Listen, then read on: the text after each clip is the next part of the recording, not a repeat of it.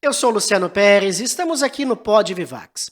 Hoje o convidado é pra lá de especial. Eu sou um pouco mais novo do que ele e sentava nas minhas tardes para poder assisti-lo vencer.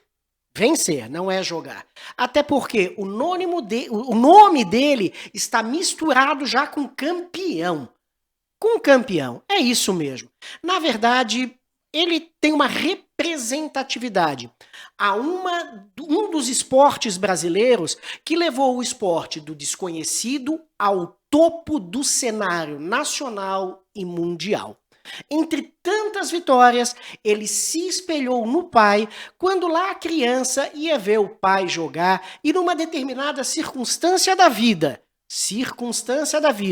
quando faltou um dos atletas, foi a primeira vez em que ele sentiu o gostinho da vitória, entrando nas quadras e fazendo aquilo que ele sempre fez de melhor, levando toda a torcida brasileira ao delírio, com a certeza de que se o Brasil ali estivesse com a presença dele, com todos aqueles meninos de ouro, a probabilidade era o topo do pódio.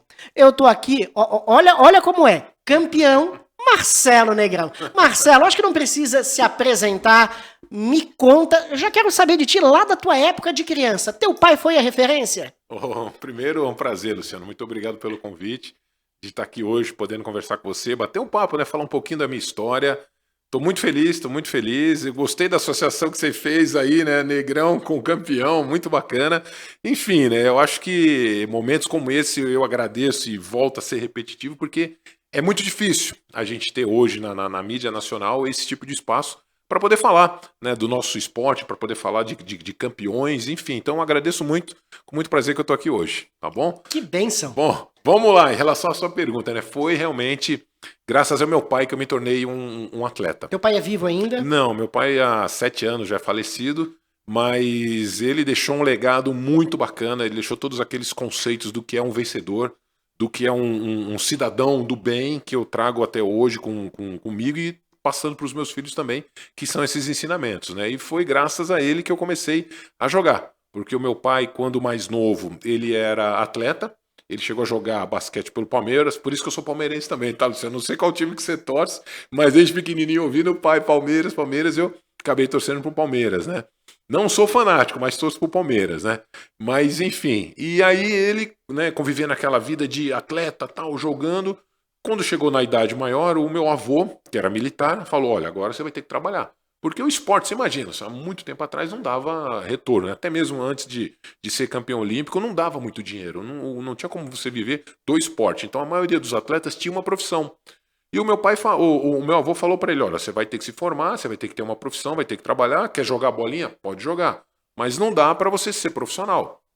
E ele assim foi, se formou como engenheiro mecânico e trabalhando e nas horas vagas, sempre jogando o basquetezinho dele ali e tal, conheceu a minha mãe, enfim, casaram, eu nasci aqui em São Paulo, e com 2, 3 anos ele teve eu já nascido, ele teve uma proposta para ir para Recife. E em Recife, ele nos finais de semana, ele gostava de bater a bolinha dele, só que o que aconteceu, Luciano? Ele foi atrás do basquete, só que ele viu que não tem quadra de basquete em Recife, é só praia, areia, vôlei de praia, e ele começou a jogar vôlei de praia. E nesse meio tempo, crescendo, com 10, 11 anos, tinha mais de 1,80 m, era muito grande para a idade, e o meu pai já percebendo aquilo, falou: nossa, ele vai ser um cara grande, vou começar a colocar ele no meio do esporte.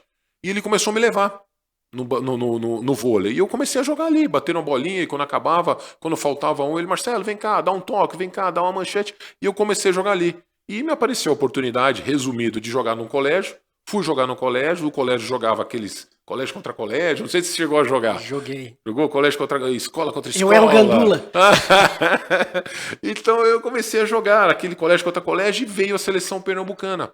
Que os técnicos olham esses torneios e selecionam alguns e chamam para você jogar estado contra estado. E eu fui jogar um campeonato de estado contra estado, já com 11, 12 anos. 11 anos de idade. E aí o técnico de um clube que não existe até hoje, mas foi o principal formador de todos os grandes atletas da seleção que jogaram comigo e de outros que vieram jogando depois, que era o Banespa. Esse técnico desse clube, ele me viu jogando e falou, poxa, você tem futuro e tal. Falou com meu pai e falou, vamos para São Paulo, porque lá você tem condição de ter uma continuidade na sua vida esportiva, se é que isso você quer para sua vida, tal. Eu conversei com meu pai, vi um jogo da seleção brasileira lá em Recife, fiquei apaixonado, falei para ele que eu queria aquilo para minha vida, queria ser um jogador. Ele falou: Marcelo, chegou a oportunidade que você estava querendo, mas você vai ter que aí ver as coisas do pai, né? Tem que se empenhar, tem que treinar, tem que ser diferenciado, tem já desde essa época, né? E eu, tá bom, pai, não, eu topo, eu quero. Então, beleza. Aí eu vim para São Paulo com 12, 13 anos, morei numa casa do atleta com 30. Os 30 selecionados por esse técnico, melhores do Brasil, só gente de fora. Para você ter uma ideia, Luciano, desses 30, só 2 se tornaram jogadores de seleção brasileira, eu e o Giovani. Tá? Então é uma briga muito acirrada, é um funil que vai fechando cada vez mais e passam poucos. São poucos selecionados que passam ali. E você tem que ter um algo a mais, tem que ser diferenciado. Então, esse foi o meu começo em relação ao meu pai, que tem outras histórias, claro, né? De superação, de ajuda, de palavras de incentivo, enfim. Foi um grande incentivador meu, um grande amigo. Marcelo, na vida, o ser humano ele é campeão, seja pelas suas atitudes, sejam pelas vitórias, mas acima de tudo pelo exemplo.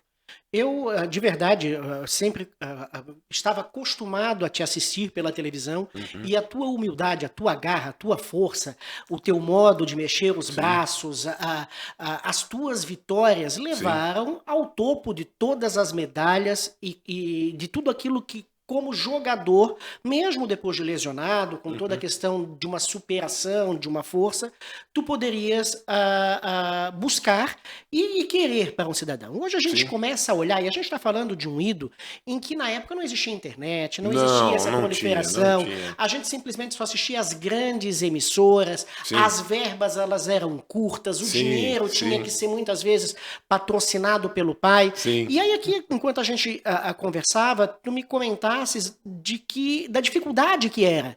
Inclusive falando a época em que o vôlei não tinha qualquer espécie de patrocínio.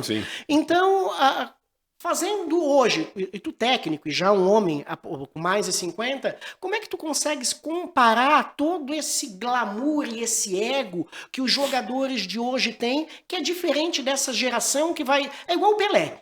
É diferente dessa geração que vai ficar eternizada no coração de todas as próximas gerações, que é a geração de vocês. Sim. Boa pergunta, Luciano. Olha, eu vou te ser sincero, tá? Muita gente me questiona isso e estamos sempre debatendo em relação a isso, que é, na minha época, que não tinha nada, o Banco do Brasil entrou depois que nós fomos campeões olímpicos. E todo esse televisão, todo esse glamour que se causou em torno dessa medalha foi porque ganhou. Mas antes de ganhar, eu venho da geração que não ganhou ainda. Então não era assim, era difícil demais. Eu lembro que para comprar um tênis, era meu pai que dava dinheiro para comprar um tênis. Na própria seleção de 92, a gente não tinha patrocínio de material.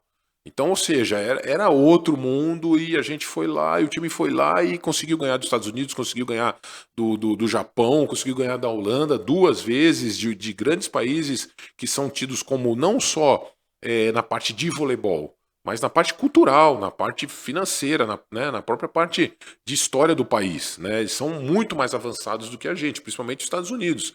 E isso refletiu muito em relação do esporte aqui dentro. Porque quando você ganha e tem uma exposição grande, e o esporte dá isso, Luciano, você mostra que aqui dentro tudo está melhorando. Porque eles sabem que jogar e o esporte do vôlei, ele é engraçado porque assim, ele tem muito a ver com a empresa, né? Porque a empresa, todo mundo trabalha em grupo. Você tem um líder, você trabalha em grupo. Você tem as metas, você tem os horários, você tem igual o voleibol. A gente tem horário para começar, tem o técnico, tem o capitão, você tem um grupo, você tem um espaço do teu companheiro, você tem a sua posição, que embora tá todo mundo jogando junto, mas cada um tem uma posição diferente da outra e uma função diferente. Muita gente às vezes não sabe disso. E o que acontece? Quando nós ganhamos, começamos a mudar e os olhos viraram para o Brasil, que foi no seguinte sentido: poxa, se os caras ganharam, eles estão se alimentando bem. Porque a gente tem um conceito, eu morei muitos anos lá fora, de que a alimentação aqui é ruim. Todo mundo acha, brasileiro, pobre, país de terceiro mundo, não se alimenta bem. Tá errado. A gente tem uma alimentação boa. Poxa, eles não têm estudo.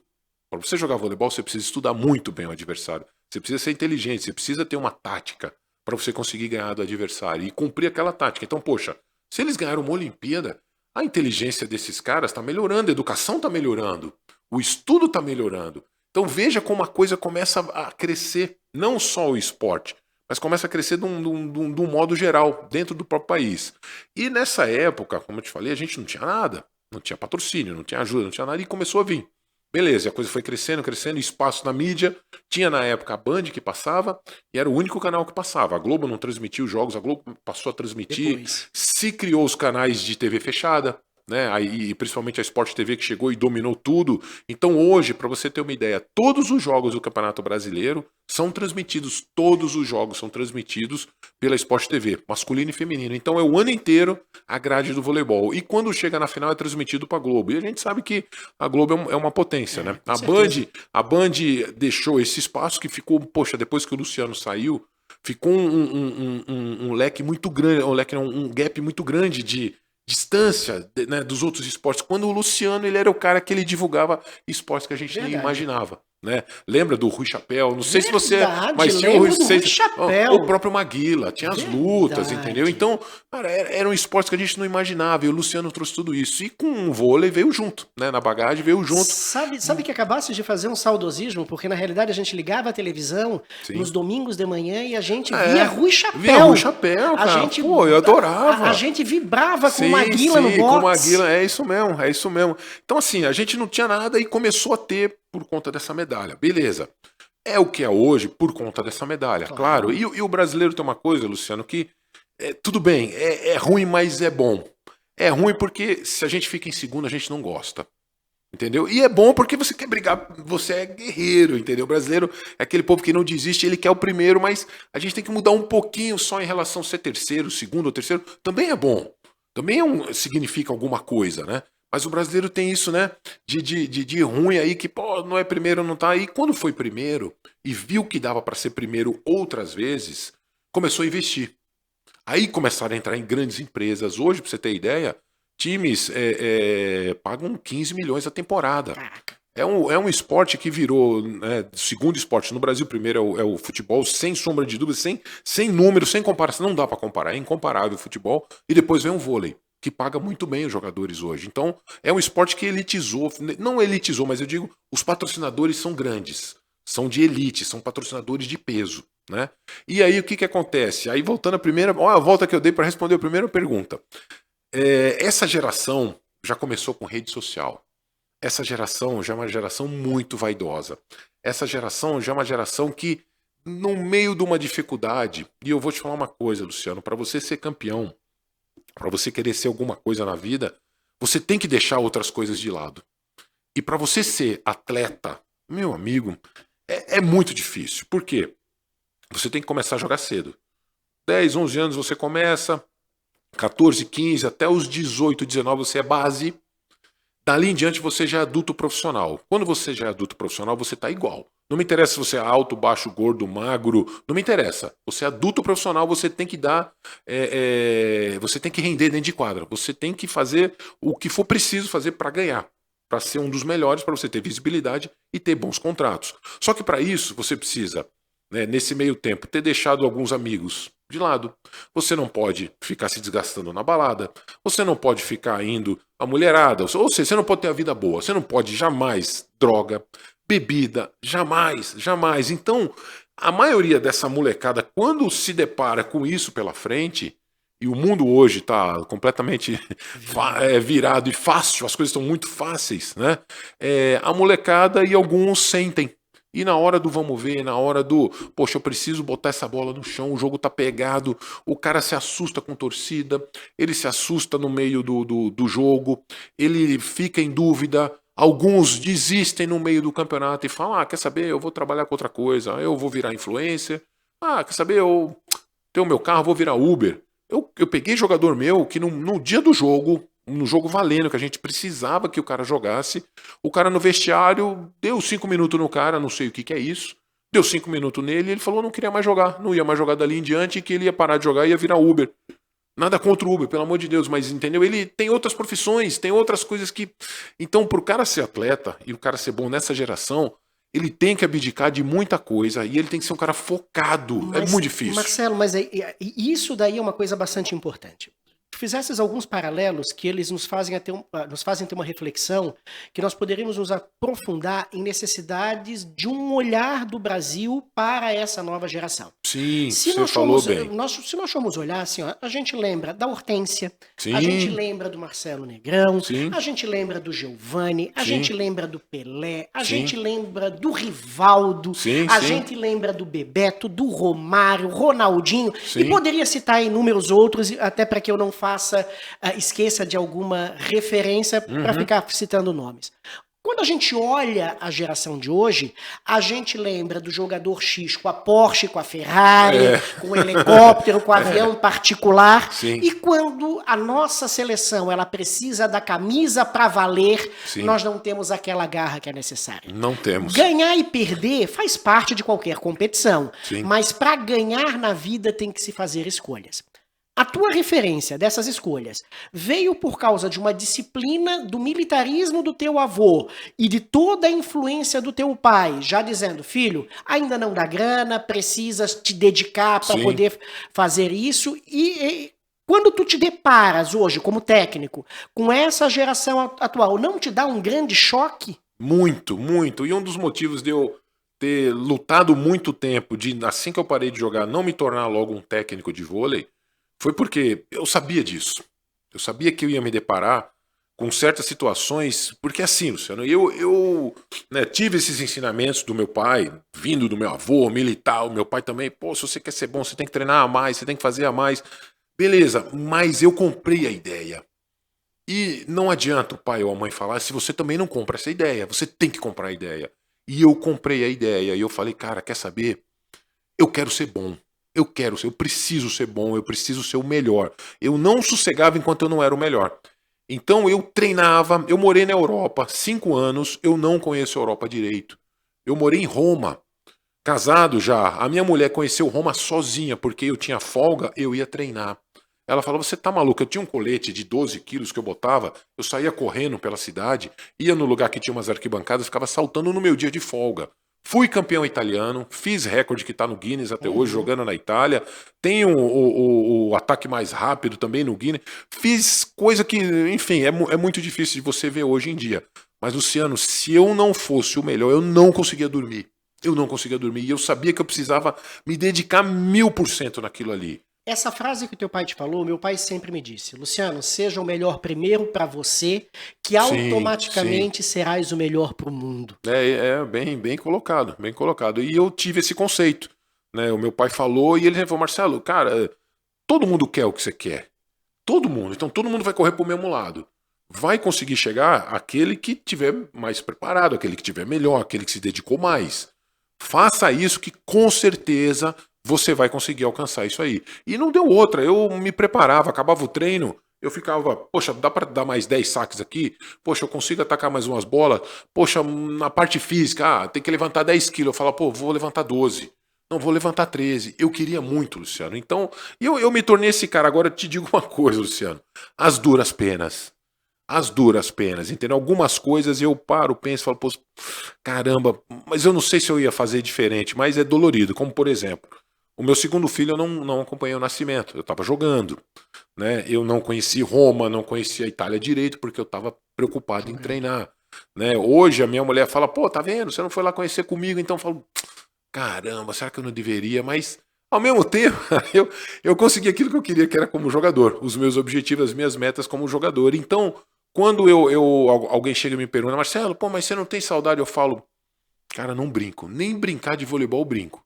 Não jogo, não brinco, porque, primeiro, eu tenho a minha lembrança de como eu jogava.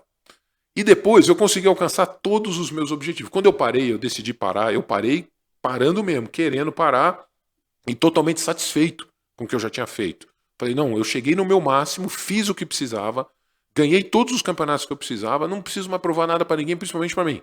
estou satisfeito em parar. E também na brincadeira, eu falei, não, cara, eu não consigo jogar, porque eu não me vejo mais, eu não estou mais em forma, não consigo mais jogar como eu jogava antes, e vai me frustrar. Eu não consigo, porque se eu ficar frustrado, aí ferrou, Luciano.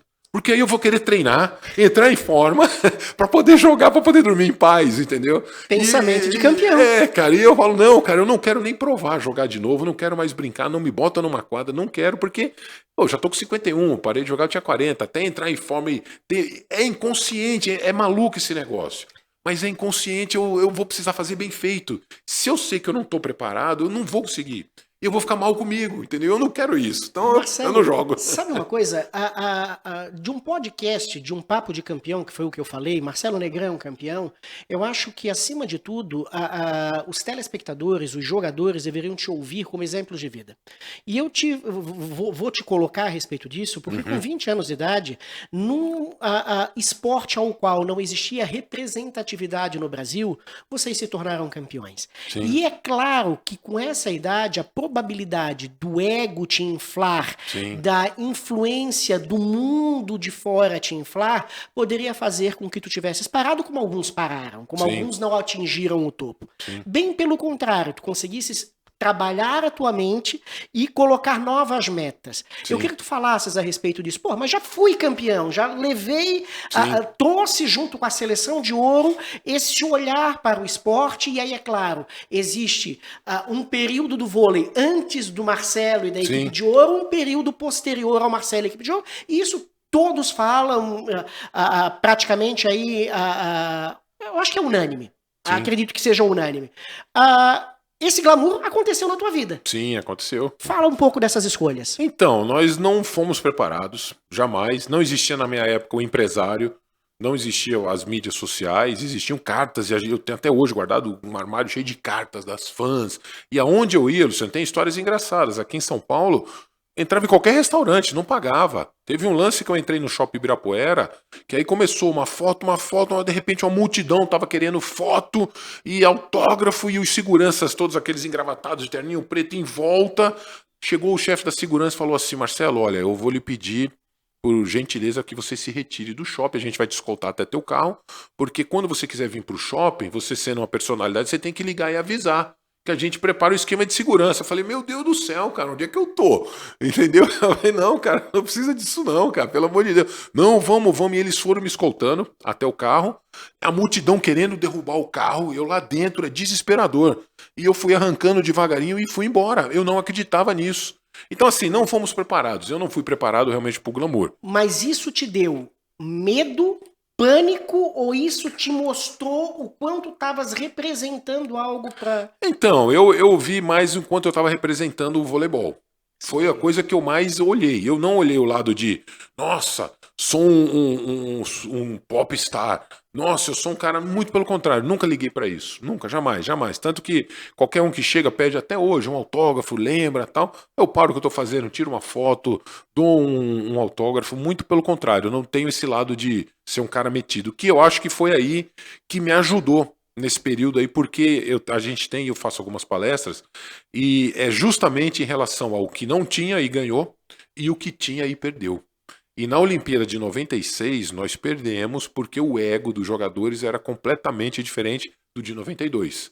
E isso atrapalhou demais, e atrapalha demais. E era uma das coisas que eu temia, mas hoje eu tenho que tá vivendo nesse meio como técnico de saber lidar com isso. E, Luciano, eu vou te falar, é muito difícil e prejudica demais, cara. É uma coisa que, meu Deus do céu, eu sei que cada um tem o seu espaço, eu sei que cada um é um na sua profissão, cada um tem a sua importância, mas, cara, a hora que a equipe tá junta e unidas, e todo mundo pensando num só objetivo, sem ter essa de eu sou melhor que você, não porque eu sou o cara, não porque eu sou mais bonito, não porque eu preciso ganhar mais, não porque eu tenho que jogar, eu tenho que ser o titular, aquele cara é muito ruim.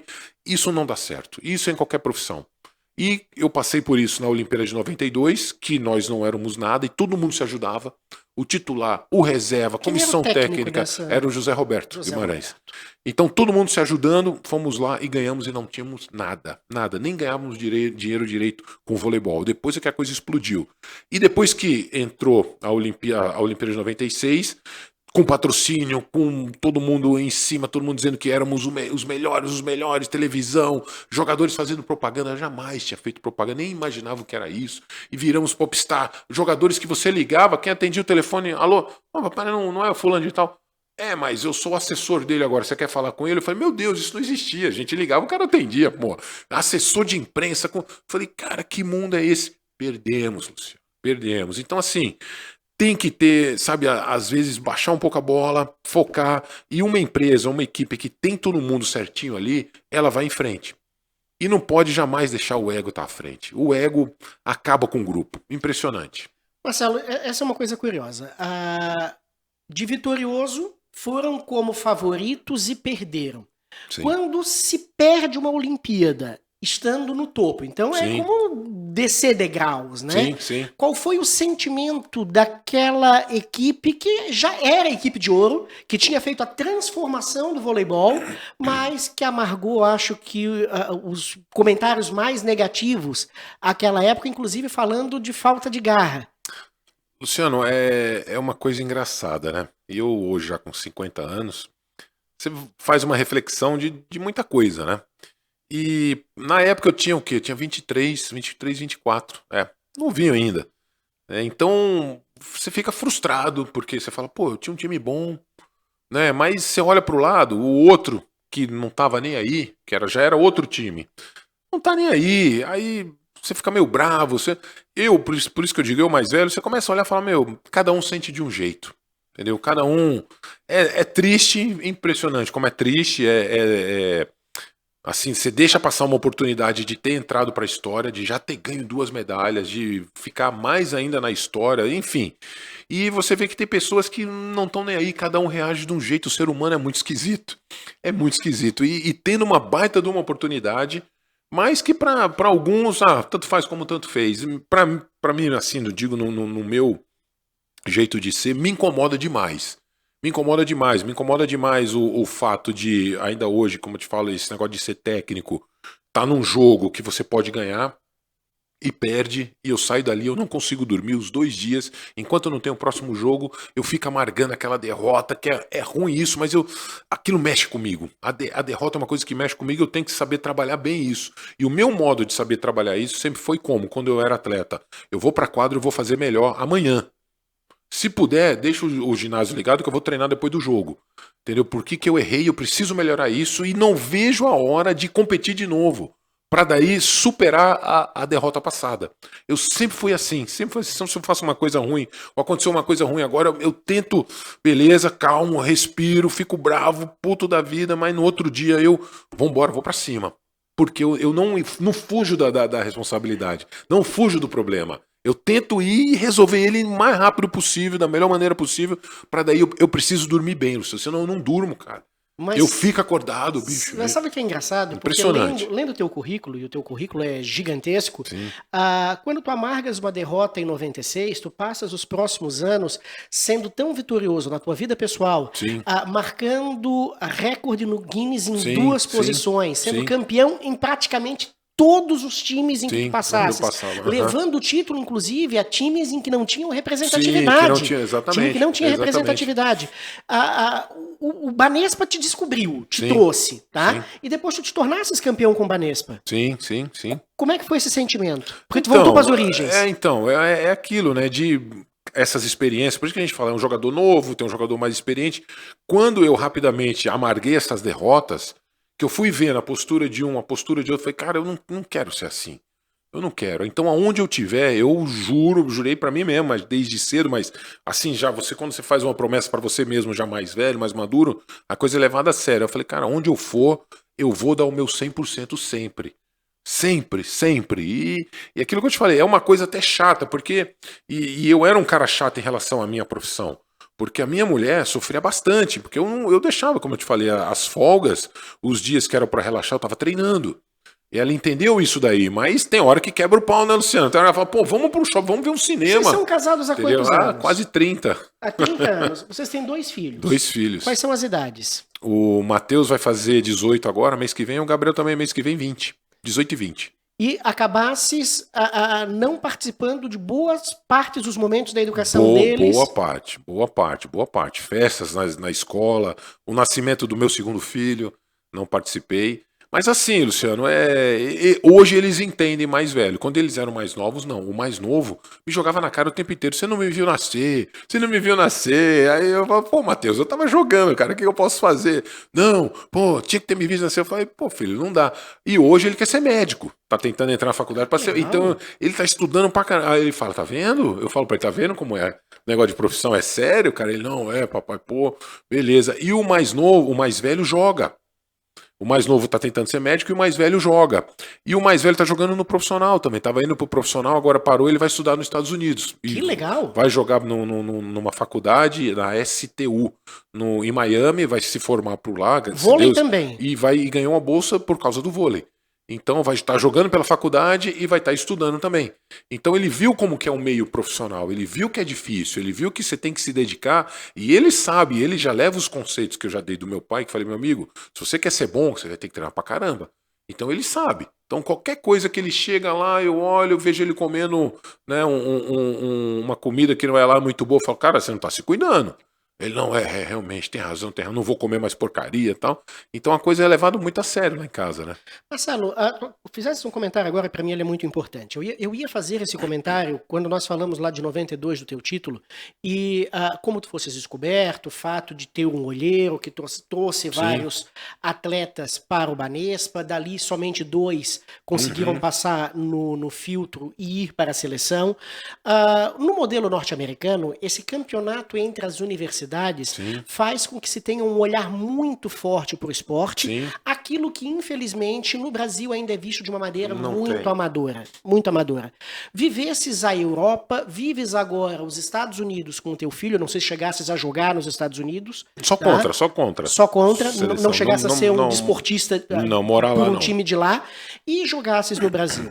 Olhando tudo isso, tá, como uma pessoa pública que és, não acha que nós deveríamos mudar esse olhar para o esporte brasileiro com incentivo desde a criança pequena? Luciano, é uma coisa, é cultural, né? É difícil a gente conseguir mudar isso, acho muito difícil, não sei. Os Estados Unidos já tem esse conceito há milhões de anos, né? Que o cara, primeiro ele se forma, ele joga pela faculdade, mas ele se forma. E tem que ter boas notas. E boas notas. E quando ele para, se ele decidir jogar, virar técnico e tal, beleza. Mas se não, ele pode trabalhar naquilo que ele se formou. O atleta brasileiro, seja do vôlei, futebol, basquete, qualquer um, natação, quem você possa imaginar.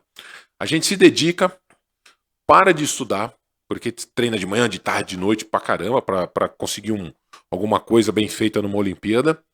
E quando você para de jogar, você não tem uma profissão, você não tem uma formação.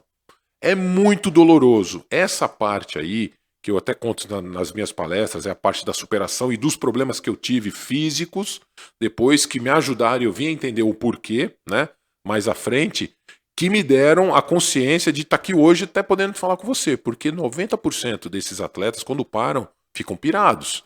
A maioria se separa, a maioria entra em depressão e em alguns casos tem até suicídio. Tá? Então é muito sério, porque o cara está acostumado com a rotina, treina, descansa, treina de novo, viaja, joga, o ambiente, o grupo, brincadeiras e tal, você tá naquele... adrenalina, Isso, né? adrenalina, ele tá acostumado com aquela adrenalina, e ele tem uma vida regradinha, tudo certo, de repente, buf, acordou, tocou o despertador, ele fala, onde eu vou? O que eu vou fazer da minha vida agora? Não sabe. Não tenho nada para fazer. Tenha dinheiro, já ajuda um pouco, mas e sem dinheiro? Às vezes que o cara é um jogador ou um atleta de nível médio ali, e agora? Que é a maioria. Então, não estudei, porque não deu tempo de se formar, fiquei jogando, e agora eu faço o que da minha vida? É muito difícil, muito difícil. E no Brasil não tem esse conceito de que primeiro você se forma para depois você virar profissional. Nos Estados Unidos tem.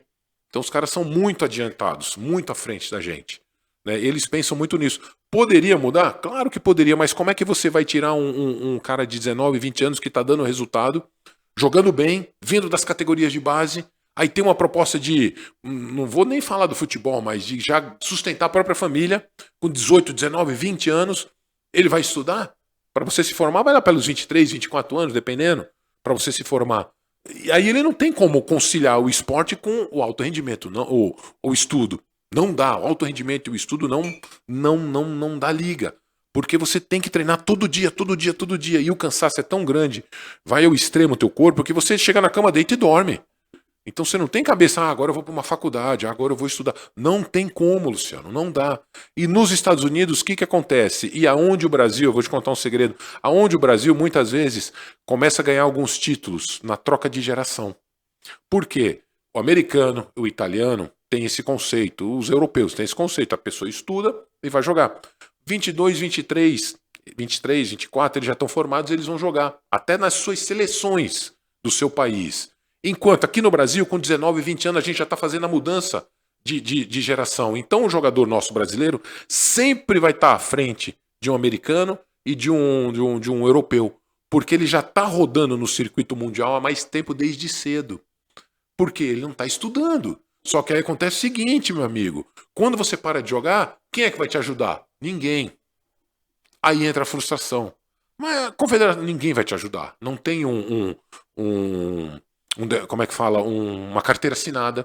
Você não tem carteira assinada, você não tem plano de saúde, você não tem nada. E você parou de jogar, Luciano, acabou, cara. Acabou.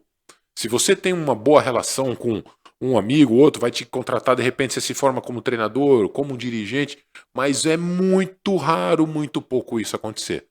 Então é muito complicado o esporte no Brasil. Aí, né, eu tô me alongando, mas veja, Luciano. Eu tô na realidade. Veja a minha linha de raciocínio.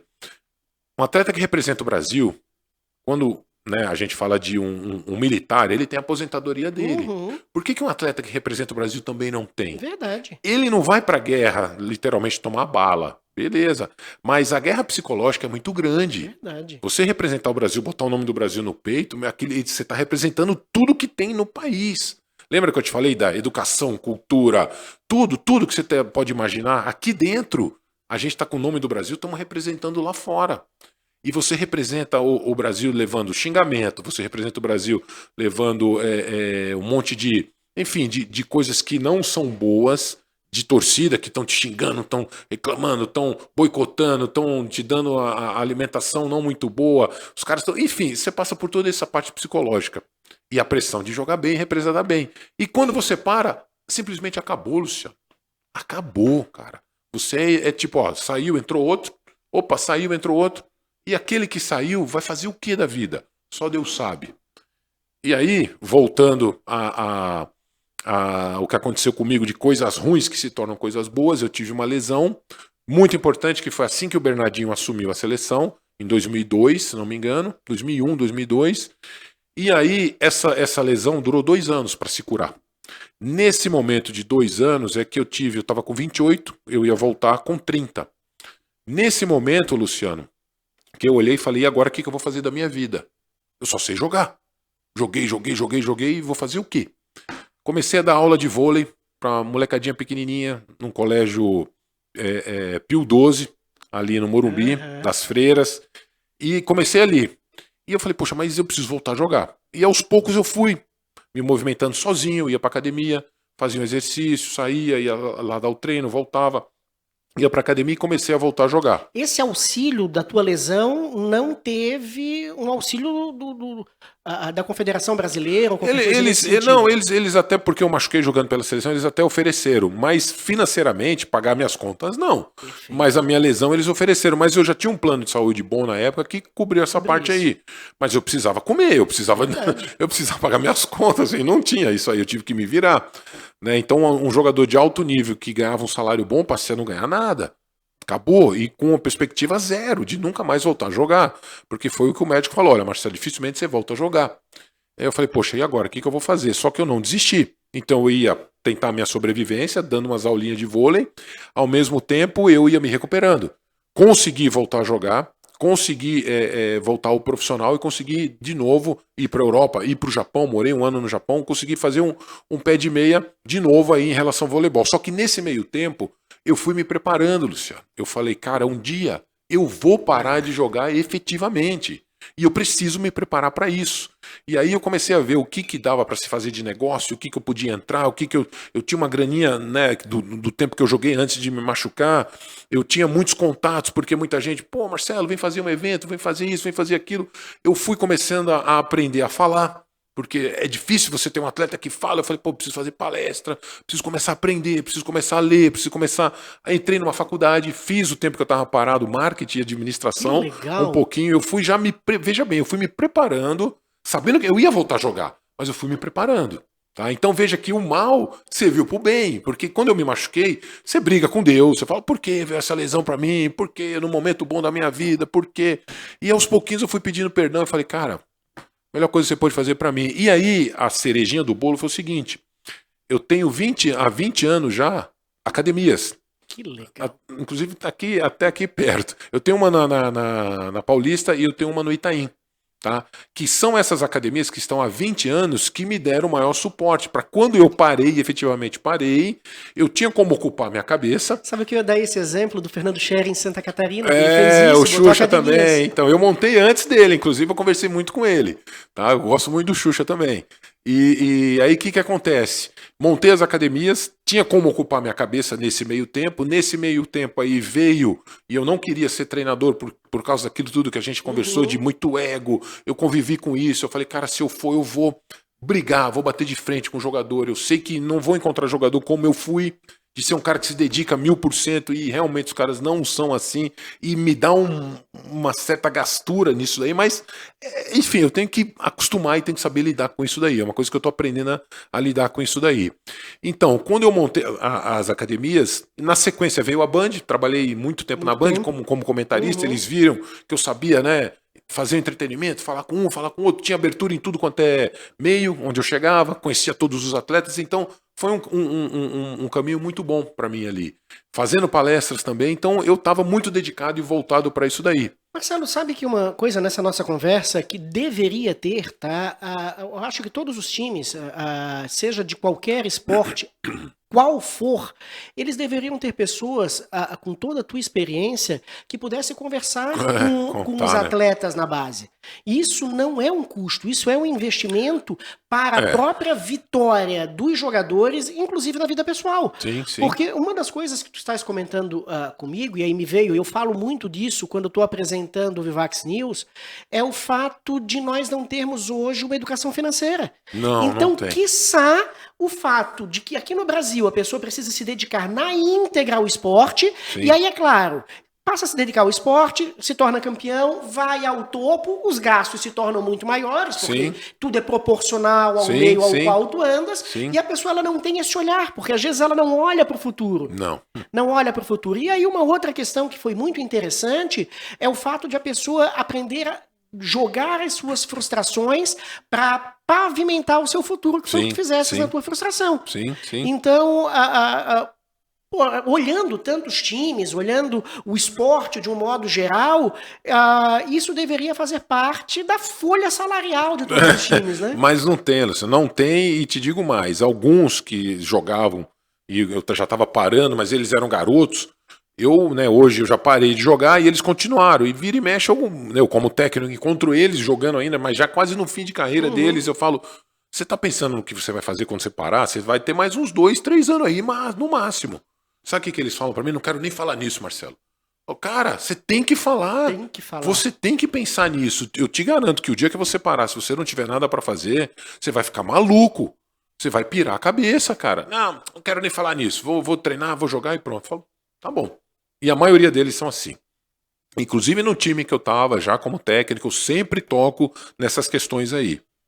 Nenhum deles quer saber de falar de investimento. Tem esse negócio de bolsa, que eles gostam de investir, faz isso aqui, tem esse negócio... Mas até para investir na bolsa, tu precisas aprender. Então, tem esses negócios São outras opções, né, diferentes da nossa, né, Luciano? Tem agora essas bets todas, então os caras apostam aqui, apostam ali. É outro mundo. Mas assim, resumidamente, quando ele parar de jogar, eles não sabem o que vão fazer, isso eu te garanto. Não sabe o que vão fazer, não tem esse negócio de, se eu ficar, parece que é medo, se eu ficar falando de quando eu parar, É como se, eu tô falando da minha morte, vamos dizer assim. Porque é uma morte, né? A gente diz que atleta morre 2 vezes, né? A morte como atleta e a morte como pessoa, né? Então eles não gostam de tocar nesse assunto. Mas posso te É falar, muito mas esquisito. posso te falar uma coisa, Marcelo? Quando a gente fala, e quando tu falas da questão de morte, a tua morte como atleta, vamos colocar isso muito entre aspas, Aham. eternizou a memória de um campeão vivo, com Sim. uma humildade, com uma simplicidade, com uma bagagem para fazer com que. Eu tenho 48 anos, estou 47 anos, sou advogado, tá? Aham. E nesses nossos 45 minutos de conversa, tu me ensinasses coisas que, de repente, muitos colegas em desafios não conseguiram ensinar, porque a gente precisa, Marcelo, falando de um processo especificamente, estudar o outro, estudar a outra parte. Sim. E quando tu me falasses de que no vôlei e esse senso de equipe, mas vocês precisam estudar a característica individual do atleta do outro time, isso requer um planejamento Sim. gigante de vida. Não é fácil. Gigante de vida. Luciano, não é fácil. O vôlei é complicado. E veja bem, não só estudar o time adversário, mas estudar o teu time. Caraca, bicho, isso é uma coisa muito difícil, porque cada dia é um que tem um problema pessoal, é um que tá com problema físico, é um que tá com problema emocional, é um que brigou com a namorada, ou brigou com o namorado, ou não tá se sentindo muito bem, ou tá com dor de barriga e não pode treinar, e você fez todo o treinamento para que aquilo acontecesse, e o cara no dia, na hora do treino, chega e fala que não tá bem, o outro ficou bravo porque aquele que falou que não tava mal não vai treinar, aí ele também não treina muito bem porque ele achou que tinha que estar o time completo, se o time não tá completo, ele também não quer treinar. Aí o outro fala, pô, mas se esse aqui também tá mal, eu também vou mais ou menos. Aí o outro fala, eu tô sentindo um negócio aqui, na verdade ele não tá sentindo, mas ele quer sair do treino. Luciano, cara, é brabo, o ser humano é difícil, cara. O ser humano é difícil. Uma das coisas que eu tô querendo, tô vendo se eu consigo arrumar tempo para isso, é estudar psicologia. Que legal. Eu preciso entender um pouco mais da cabeça e o que me ajuda muito são os meus 2 filhos. Porque eu tenho em casa 2 adolescentes, né?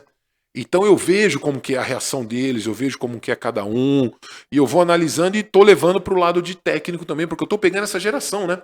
Verdade. Eu não tô pegando jogadores de 35, 38, 40, não. Eu pego uma molecada de 22, 23, 24, 25, 26, máximo 30. É o time que geralmente tá chegando pra eu tá treinando como profissionais.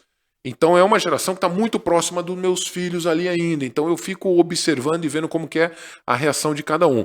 Uma das coisas que, né, voltando bem do comecinho da nossa conversa, é que essa geração é uma geração que questiona demais, eles querem saber o porquê das coisas demais, Entregam de menos. entregam de menos, e ao mesmo tempo que você alivia, você espera que ele vai fazer aquilo e ele ainda faz errado, e ainda reclama. Eu não entendo. Eu não entendo, cara. Pô, antigamente o técnico falava assim pra gente, Luciano, ó, você vai sair correndo daqui, vai dar um peixinho, vai meter a cabeça lá na parede. E tu metia. De frente, você ia. Pum. Ele falou, uma? Não, eu falo, não, mas eu vou mais uma. Você era dedicado. Hoje em dia o moleque olha, peraí, você quer que eu dê um peixinho e bata a cabeça de frente? Será que eu posso ir de lado? Porque, pô, de frente... Aí você, porra, realmente, quando eu fazia, doía pra caramba. Não, quer saber? Então vai, mas vai de lado. Quando você vê o cara tá dando cambalhota, eu falei, não, cara, mas não é cambalhota. Não, mas eu achei até mais fácil dar uma cambalhota. Eu falei, não, cara, tá errado. Eu já quebrei a tua mandando você vir de lado. Você já tá querendo dar uma cambalhota, tá errado. Aí o resultado não sai, Luciano, não sai. Aí você fala, pô, tá vendo? Não sai o resultado. Ah, não tem problema não, professor. Ano que vem a gente vem. Eu falei, não, cara. E a responsabilidade com o patrocinador? E a responsabilidade com todo mundo, entendeu? Então, a responsabilidade contigo mesmo. Comigo, eu falo exatamente, cara, não pode ser assim. Não, mas, meu amigo, você não tá pensando no teu futuro? Sabe o que eles me falam? Eles falam, Marcelo, olha como as coisas estão, Luciano, é complicado, cara. Eu não sei o que fazer, mas eu vou tentar, não vou desistir. Você sabe que eu não desisto. Mas assim, o cara fala pra mim, antigamente não tinha essas redes sociais. O cara jogou 5 minutos e saiu. Nesses 5 minutos ele jogou muito bem. E saiu por algum outro motivo, pediu pra sair, pedem pra sair. Antigamente a gente tava com o pé quebrado, a mão quebrada, não pedia pra sair nem a pau. O cara pede pra sair. Aí você, pô, por que você pediu pra sair? Eu falo, não, eu joguei 5 minutos, joguei bem. Esses 5 minutos já servem para o meu procurador, empresário, fazer um vídeo meu mostrando pra outros times no mundo inteiro que eu sou um bom jogador. Eu sou o cara. Eu falei, mas cara, você só jogou 5 minutos. Não, não interessa, os caras contratam por esses 5 minutos mesmo. Oh, meu Deus, cara, eu vou te esganar. Entendeu? É assim, mas não é fácil, não. Mas tamo aí, Luciano, tamo aí lutando. E vencendo a cada dia, vencendo, né? E cara. vencendo. Aprendendo a cada dia, Luciano. Marcelo, aprendendo a cada dia. a gente sabe que na televisão a gente tem horário, tá? Sim. E tu me contasses que tu trouxesses algumas coisas dos teus patrocinadores, Isso, dos teus pô, parceiros. obrigado. Ó, Tá? Nos mostra. queria te presentear. Que bacana. Sanol Power Clean, esse aqui, tá? Você pode até dar pro pessoal aí que estiver assistindo, de repente você faz um sorteio, eu vou te deixar 3. Ah, perfeito. Muito, Ó, muito bom. Esse aqui tá sendo um produto da Sanol muito bacana, que ele tá servindo para tudo que você pode imaginar. Ah, ele tira gordura? Tira gordura. Vai usar na grelha? Ele tira a gordura da grelha. Pô, mas eu tô com uma mancha na camisa. Ele tira da camisa também. Não, mas eu tô com uma sujeira. Cara, esse produto aqui tá sendo, vamos dizer assim, na minha posição, que era o matador, né, aquele cara que fazia o ponto, é o cara que faz ponto de tudo quanto é posição, de qualquer dificuldade. Da onde tiver a bola, ele vai lá e ele bota no chão. É o cara, velho, é o cara. Esse Sanol Pro aqui, o Power Clean, né, é o cara que realmente chegou pra fechar. E eu tô sendo o embaixador do Sanol, acabei de fechar contrato com eles, da empresa da Sanol, então tô muito feliz, que a Total Química, né, que é a dona da fábrica, que produz todos esses produtos aí, muito bacana. E assim, eu tô muito feliz e gostaria de te agradecer. Tá aí, tá? Quem sabe uma hora dessa você não marca uma reunião com eles aí e faz alguma coisa com eles, mas é um pessoal muito bacana. De verdade, assim, muita gratidão, tá? Hoje, cada vez mais a gente precisa de um mundo limpo. Sim, é isso verdade. é muito importante, de um Muito mundo bem. matador, de pessoas igual o Marcelo Negrão, igual certo. a Sanol Pro, para que a gente possa bom. ter um mundo muito mais vitorioso, limpo, um mundo muito mais feliz. Botar aqui pra não Gratidão. atrapalhar. Não, vamos deixar aqui. Fica aí, ó. Tá, nós vamos ter que encerrar, mas daqui a pouco fazer uma mensagem para os nossos telespectadores, e é bom que nessa tua mensagem esteja com a Sanol, porque a vitória ela vem através das boas conexões, Tá certo, e é Sandro. isso que se precisa. Infelizmente, extrapolamos o nosso tempo, eu ficaria o dia inteiro, melhor, eu ficaria uma vida escutando o Marcelo. Ficaria uma vida escutando o Marcelo. Eu não cheguei a falar com ele 10% daquilo que tem no currículo. Eu fiz alguns ganchos que eu achei que seriam algumas coisas muito bacanas, e a gente foi para um aprendizado, para uma lição de vida, para uma experiência que todo aquele cidadão que quer vencer deveria escutar o Marcelo Negrão. Foi muito lindo o meu aprendizado no dia de hoje. Primeiro, resistência, resiliência, persistência, movimento, foco, coragem e fé acima de todas as circunstâncias. Marcelo, gratidão pelo que tu és, pelo Obrigado, campeão tamo junto, no cara. esporte, Obrigado. na vida, como pai, como Obrigado. marido, como amigo. E posso te Valeu, dizer uma valeu. coisa? Como professor. Ah, Como professor. nada. Tu é fantástico. Deixa Valeu, uma mensagem obrigado, motivacional obrigado. para os telespectadores da Vivax. Fala dessa linha maravilhosa que hoje te tem como embaixador. E olha, só em ter o Marcelo como embaixador, com certeza daqui a pouco tá no Guinness batendo todos os recordes. Bacana. Primeiro, né, agradecer a Sanol, obrigado, tá? Estamos junto aí. Esse produto está sendo lançado no mercado aí, é um produto fantástico. Estou muito feliz de estar podendo fazer parte dessa família. Obrigado você, Luciano, né, todo o pessoal aqui do canal. Demais participar aqui hoje. Contem comigo sempre, tá bom? E o pessoal de casa é o seguinte, não desista do seu sonho. Eu tive um sonho, garoto pobre, não tinha dinheiro para comprar uma coxinha. Né? Então hoje, pra você ter ideia, Luciano, no dia que você me chamar pra comer uma coxinha, meu amigo, eu largo tudo e vou comer essa coxinha, cara. Porque eu não tinha dinheiro pra comprar uma coxinha e me tornei o melhor jogador de vôlei do mundo, passando por dificuldades, superações e sempre acreditando que era possível. E é possível quando a gente quer. E tem que querer e tem que acreditar em você mesmo. Eu sempre acreditei no meu potencial, independente da dificuldade, independente de qualquer coisa. E, meu amigo, pensamento positivo atrai coisas positivas. Atrai coisa boa. Eu não sei o que é isso, Luciano. Eu não sei qual é essa energia que existe no universo, mas eu vou te falar, eu sempre pensei positivo. Todas as vezes que eu tava meio para baixo, cara, vem uma coisa e fala, não, volta e vai para cima e vem coisas melhores. Verdade. E vem coisas melhores. Eu não sei o que é isso. Então, eu ligo essa linha de raciocínio e levo isso para mim todos os dias quando eu acordo. Então, acredite também. Independente da religião, é isso mesmo, é acreditar em Deus, acreditar no pensamento positivo, acreditar que a vitória ela começa aqui dentro para que ela possa ser exteriorizada. E é assim que nós vamos terminando o Pod Vivax de hoje, com essa lição de vida que, olha, quero ter muitos outros episódios com o Marcelo. Se Deus quiser, vamos estar muito juntos. E é uma gratidão à família da Sanol Pro, à família do Marcelo por todo esse aprendizado, que hoje nós nos tornamos uma grande família, que é a família da Rede Vivax de televisão, que é a televisão feita pela família e para a família. Fique conosco em toda a programação da Rede Vivax de televisão.